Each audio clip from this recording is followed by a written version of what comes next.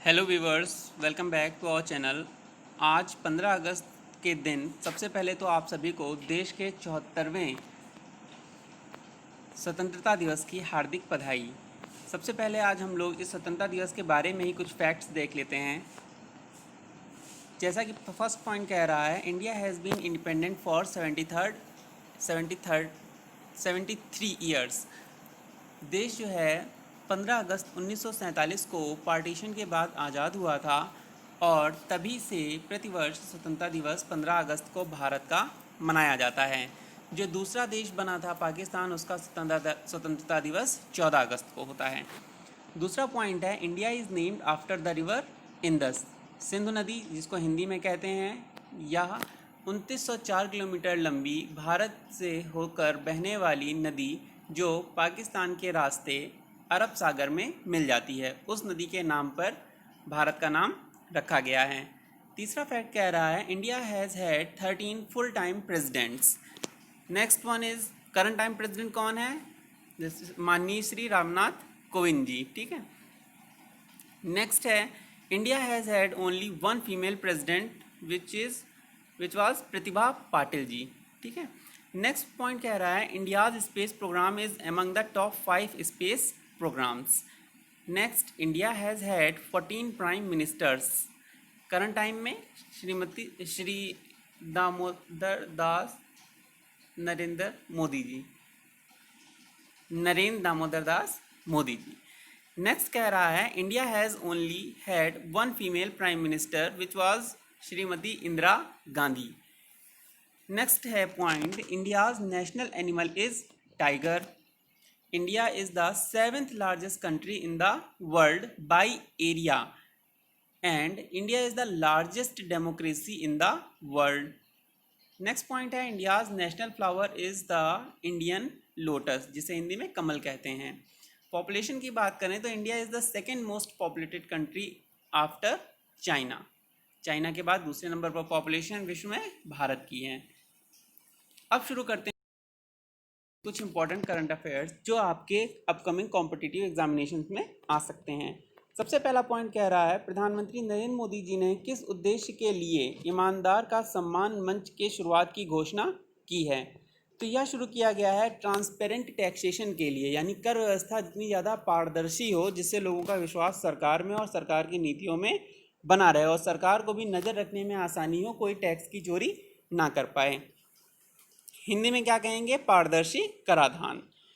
पूरी न्यूज़ क्या कह रही है? प्रधानमंत्री नरेंद्र मोदी जी ने वीडियो कॉन्फ्रेंसिंग के माध्यम से पारदर्शी कराधान ईमानदार का सम्मान के लिए प्लेटफॉर्म लॉन्च किया।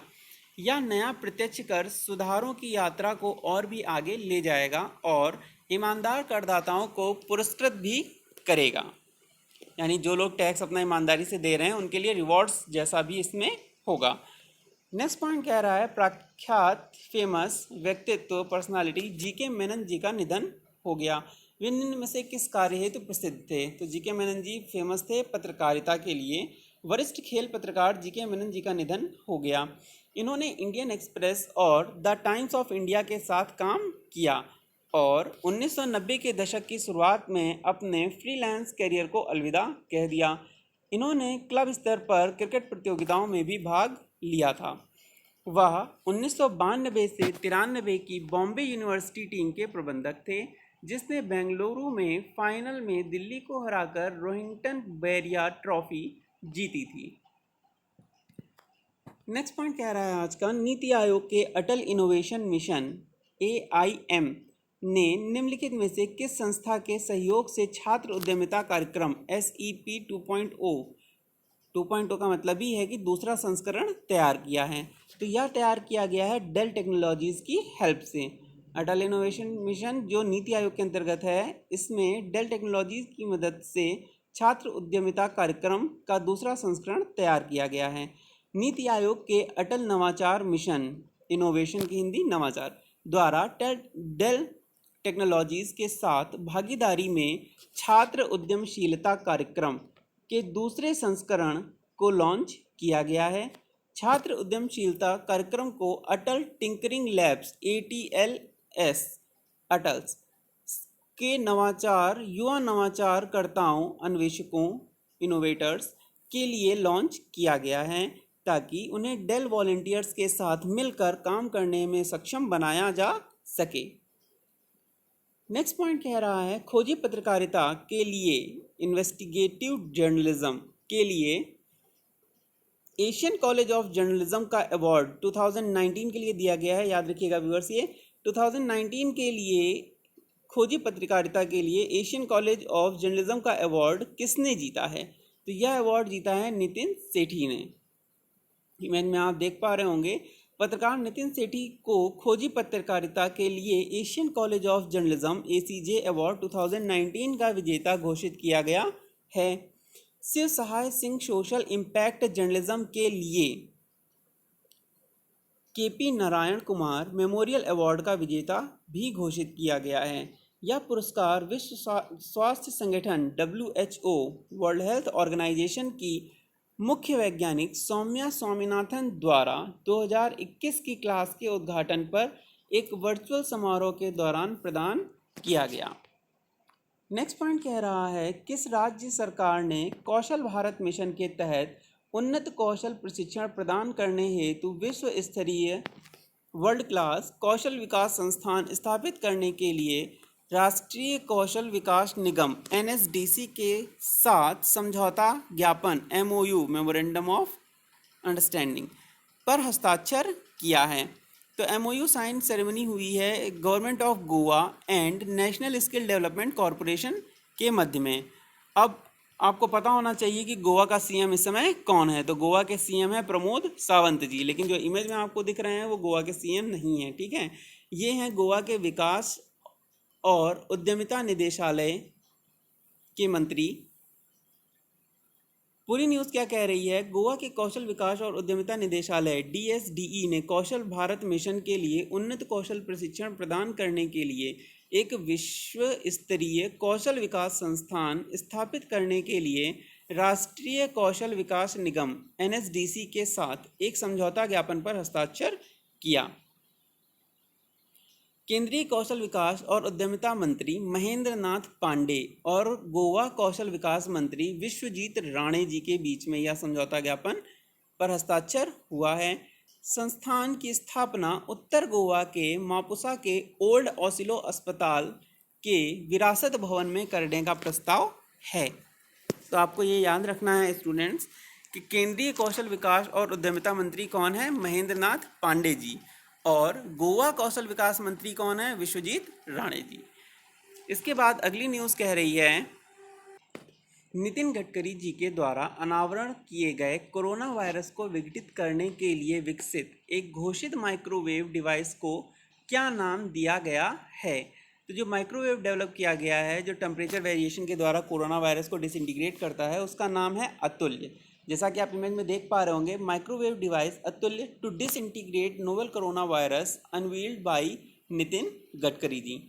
A microwave device named Atul that can disinfect any premises in just 30 seconds, disintegrating COVID-19 virus was unveiled by Union Minister for Road Transport and Highways and Micro, Small and Medium Enterprises Nitin Gadkari in Nagpur.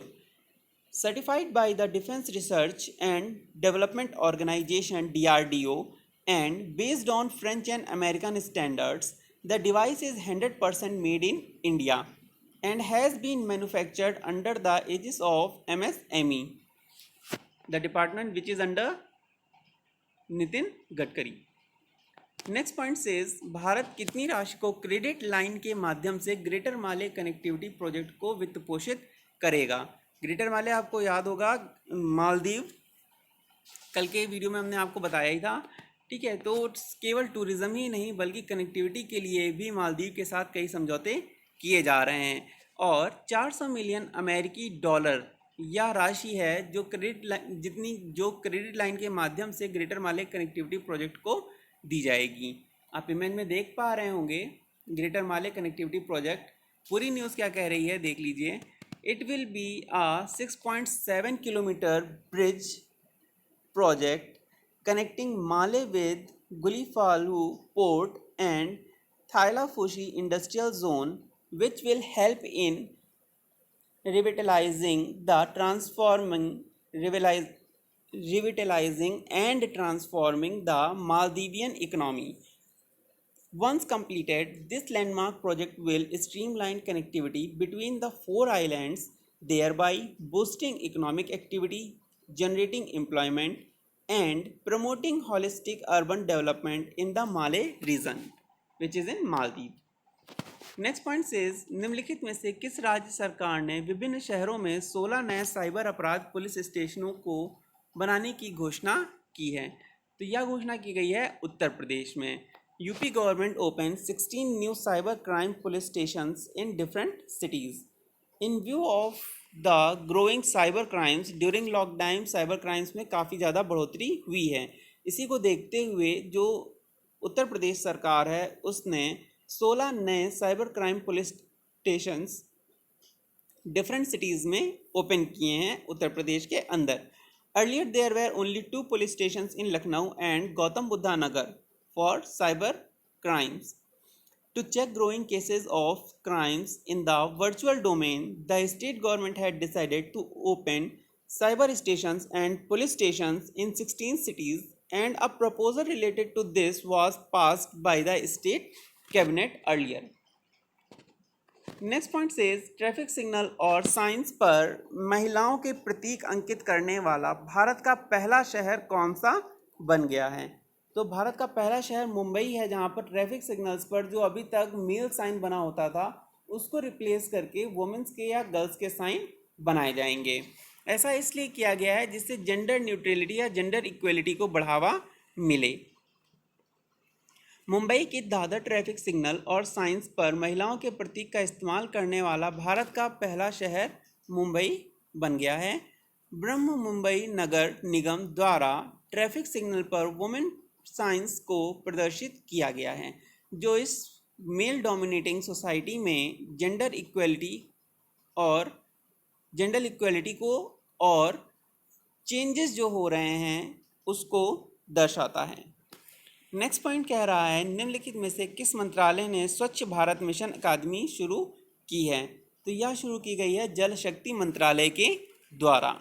स्वच्छ Bharat mission अकादमी शुरू की गई है जल शक्ति मंत्रालय के द्वारा. और जल शक्ति मंत्रालय है किसके अधीन? अभी यह अधीन है गजेंद्र सिंह शेखावत जी के, यानी केंद्रीय जल मंत्री गजेंद्र सिंह शेखावत जी द्वारा स्वच्छ भारत मिशन अकादमी का शुभारंभ किया गया है. स्वच्छ भारत मिशन अकादमी का शुभारंभ स्वच्छ भारत मिशन ग्रामीण के चरण 2 का एक महत्वपूर्ण भाग है. यह व्यवहार परिवर्तन सुनिश्चित करने के साथ प्रमुख हितधारकों जैसे स्वच्छाग्रहियों, पीआरआई सदस्यों, समुदाय आधारित संगठनों, गैर सरकारी संगठनों, एसएचजी आदि की क्षमता निर्माण को बढ़ावा देगा. इसके बाद अगली न्यूज़ कह रही है निम्नलिखित में से किसने यूएस अंतर्राष्ट्रीय विकास एजेंसी USAID के साथ मिलकर भारत भर में WGDP women connect challenge launch किया है? तो यह लॉन्च किया गया है रिलायंस फाउंडेशन के द्वारा. पूरी न्यूज़ क्या है देखिए. ये श्रीमती नीता अंबानी जी का स्टेटमेंट है जो उन्होंने दिया है इस लॉन्च पर. I am delighted and proud to announce that Reliance Foundation is joining forces with WGDP through our partnership with USAID. Together, we shall launch the WGDP Women Connect Challenge across India. In the fall of 2020, at the heart of this partnership is our shared goal to help bridge both the gender divide and the digital divide in India. ये statement है नीता अंबानी जी का, chairperson है Reliance foundation की. पूरी news क्या कह रही है? रिलायंस फाउंडेशन ने US agency for international development USAID और women's global development and prosperity WGDP के साथ मिलकर देश भर में WGDP women connect challenge launch किया है. भारत में WGDP वुमेन कनेक्ट चैलेंज लिंग विभाजन के साथ साथ डिजिटल डिवाइड के अंतर को कम करने के लिए भी शुरू किया गया है. इसके बाद अगला पॉइंट कह रहा है भारतीय रिजर्व बैंक ने निम्न में से किस राशि या उससे अधिक के सभी चेक के लिए पॉजिटिव पे फीचर का एक सिस्टम शुरू करने की घोषणा की है। तो ये जान लीजिए, जो लोग चेक से भी पेमेंट कर रहे हैं, आजकल चेक से पेमेंट करते रहते हैं, उनके लिए जानना जरूरी है कि अगर आप 50,000 रुपये से अधिक का चेक देते हैं तो यह नियम आप पर भी लागू होगा। शक्तिकांत दास जो आरबीआई के गवर्नर हैं, उन्होंने घोषणा करते हुए बताया कि 50,000 रुपये और उससे अधिक मूल्य के सभी चेकों के लिए पॉजिटिव पे सुविधा शुरू की जा रही है। यह सुविधा चेक के जरिए होने वाली धोखाधड़ी को रोकने में मददगार होगी। कैसे, इसको जान लेते हैं। इसमें वॉल्यूम के हिसाब से करीब 20% लेन देन और वैल्यू के हिसाब से 80% लेन देन 50,000 रुपये की सीमा के दायरे में होंगे। भारतीय रिजर्व बैंक ने पॉजिटिव पे सिस्टम शुरू करने का ऐलान किया है। चेक का दुरुपयोग रोकना इसका मकसद है। इसमें फर्जी चेक के माध्यम से होने वाले फ्रॉड पर भी लगाम लगेगी। पॉजिटिव पे सिस्टम के तहत किसी थर्ड पार्टी को चेक जारी करने वाला व्यक्ति अपने बैंक को अपने चेक का डिटेल भी भेजेगा। यानी चेक लेकर जो जा रहा है वो प्लस चेक जिसने दिया है वो दोनों ही लोगों की डिटेल्स मैच होनी चाहिए, तभी पेमेंट हो पाएगा। इसके बाद नेक्स्ट पॉइंट कह रहा है, भारतीय मूल की सीनेटर का नाम बताइए जिन्होंने डेमोक्रेटिक पार्टी के लिए अमेरिकी उपराष्ट्रपति पद का उम्मीदवार बनाया गया है। तो हम सबको पता है डेमोक्रेटिक पार्टी के उम्मीदवार इस बार कौन है, जो बिडेन जी हैं। ठीक है, जो बिडेन ने भारतीय मूल की सीनेटर जो कैलिफोर्निया से सीनेटर हैं कमला हैरिस जी, इनको उपराष्ट्रपति पद का उम्मीदवार बनाया है। पूरी न्यूज़ देख लेते हैं। जहाँ इमेज में आप देख पा रहे होंगे, जो लेफ्ट साइड में है वो जो बिडेन है और जो राइट साइड में फीमेल है वो कमला हैरिस जी हैं। संयुक्त राज्य अमेरिका में डेमोक्रेटिक राष्ट्रपति पद के उम्मीदवार जो बिडेन जी ने भारतीय मूल की सीनेटर कमला हैरिस को अपनी उपराष्ट्रपति पद की दौड़ में शामिल होने का आमंत्रण दिया है। जो बिडेन ने एक प्रमुख पार्टी के राष्ट्रपति टिकट पर प्रतिस्पर्धा करने वाली पहली अश्वेत महिला का चयन करके इतिहास बनाया है। कमला हैरिस वर्तमान में कैलिफोर्निया से अमेरिकी सीनेटर हैं। इसके बाद अगली न्यूज़ कह रही है, निम्नलिखित में से कोविड-19 वैक्सीन की खरीद और प्रशासन के रसद और नैतिक पहलुओं पर गठित कोविड-19 वैक्सीन विशेषज्ञ समिति के नेतृत्वकर्ता कौन हैं? तो ये नेतृत्व करेंगे वीके पाल जी। जैसा कि आप इमेज में देख पा रहे हैं, कोविड-19 वैक्सीन की खरीद और इससे रिलेटेड जितनी भी इंफॉर्मेशन है उन सब के लिए जो कमेटी बनाई गई है, समिति बनाई गई है, उसके लीडर कौन है? वीके पाल जी। इसके बाद नेक्स्ट न्यूज़ कह रही है, निम्नलिखित भारतीय स्टार में से किसे फोर्ब्स द्वारा 2020 के शीर्ष 10 विश्व के सर्वोच्च पेमेंट वाले अभिनेताओं की सूची में शामिल किया गया है? तो टॉप 10 जो वर्ल्ड के सबसे ज़्यादा पेमेंट पाने वाले, सबसे ज़्यादा कमाई करने वाले मेल एक्टर हैं, उनमें इकलौते भारतीय जो हैं वो अक्षय कुमार जी हैं। जैसा कि आप देख पा रहे हैं, ये टॉप 6 में आते हैं, मतलब छठे नंबर पर हैं टॉप 10 लोगों की लिस्ट में। 48.5 मिलियन अमेरिकी डॉलर ये इनकी कमाई है एक वर्ष की। और नंबर 1 पर जो हैं वो ड्वेन जॉनसन जी हैं, जिनको द रॉक के नाम से भी जाना जाता है। इनकी कमाई जो है वह 87.5 मिलियन अमेरिकी डॉलर है, यानी दुगने से लगभग 10 कम। ठीक है, लगभग दुगनी है अक्षय कुमार जी के। अगर हम टॉप 10 की बात करें तो टॉप 10 मैंने लिस्ट बनाई है यहाँ पर। ठीक है, देख सकते हैं आप। नंबर 1 पर आते हैं ड्वेन जॉनसन, 87.5 मिलियन, जो जुमानजी में थे। ठीक है, मूवीज़ के नाम से याद रखोगे तो जल्दी याद रहेगा। दूसरे हैं रियान रेनॉल्ड्स, जो हमारे 6 अंडरग्राउंड में थे। ठीक है, जो ग्रीन लैंटर्न में भी थे। ठीक है, 71.5 मिलियन। इसके बाद मार्क वेलबर्ग, द शूटर वाले हीरो, ठीक है, जो जेसन बॉन्ड में थे, 58 मिलियन अमेरिकी डॉलर। नेक्स्ट है बेन एफ्लेक, 55 मिलियन। फिर Vin Diesel, fast and furious वाले। देन 6 नंबर पर अक्षय कुमार। 7 पर है लिन मैनुअल मिरांडा। इसके बाद will Smith, man in black वाले। ठीक है, 9 पर है एडम सैंडलर, 41 मिलियन अमेरिकी डॉलर। और last one is Jackie chain, 40 million अमेरिकी डॉलर। ओके, तो फर्स्ट, 6, 10, 8 ये सब आपको याद रखने नहीं है, केवल टॉप 3 याद रख लीजिए, वही बहुत है। बाकी इंडिया का कौन है वो याद रखिए। नेक्स्ट और लास्ट पॉइंट आज का कह रहा है, निम्नलिखित में से किस उद्योग निकाय ने भारत @75 शिखर सम्मेलन मिशन 2022 आयोजित किया है? तो यह आयोजित किया गया है भारतीय उद्योग परिसंघ के द्वारा, which is confederation of Indian industries, CII। ठीक है, जैसा कि आप देख सकते हैं फिर से, केंद्रीय सूक्ष्म लघु और मध्यम उद्योग मंत्री एमएसएमई किसके अंडर में है? नितिन गडकरी जी के में, ठीक है, नितिन गडकरी जी के अंडर में। इनके द्वारा वीडियो कॉन्फ्रेंसिंग के माध्यम से भारतीय उद्योग परिसंघ सीआईआई द्वारा आयोजित इंडिया @75 समिट मिशन 2022 को संबोधित किया है। यह सम्मेलन री इन्वेंटिंग टेक्नोलॉजी इन इंडिया पर केंद्रित था। अगर आपसे थीम पूछी जाए इस मिशन 2022 की थीम क्या है, तो यह आप बता सकते हैं कि री इन्वेंटिंग टेक्नोलॉजी इन इंडिया, यह इसकी थीम है।